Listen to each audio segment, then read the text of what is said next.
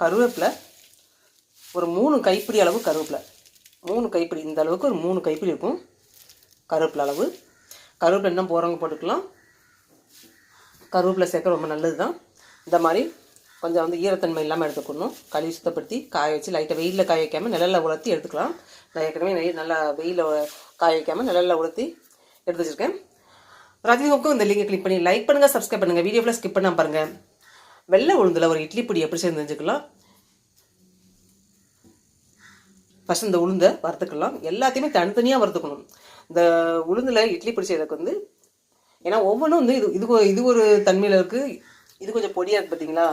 அதனால் எல்லாத்தையும் ஒன்றா போட்டு வறுக்கக்கூடாது, தனித்தனியாக தான் வறுத்துக்கணும். அப்போ தான் டேஸ்ட் நல்லாயிருக்கும். ஒன்று போல் வந்து அரைப்படும், ஒன்று வறுபட்டும் ஒன்று வறுபடாமல் இருக்கும். அதனால் வந்து ஒவ்வொன்றா தனித்தனியாக வறுத்து கருவேப்பிலை தனியாக வறுக்கணும், மிளகாத்தூள் தனியாக வறுக்கணும், பூண்டு தனியாக வறுக்கணும், எள்ளு தனியாக வறுத்துக்கணும், உளுந்து தனியாக வறுத்துக்கணும்.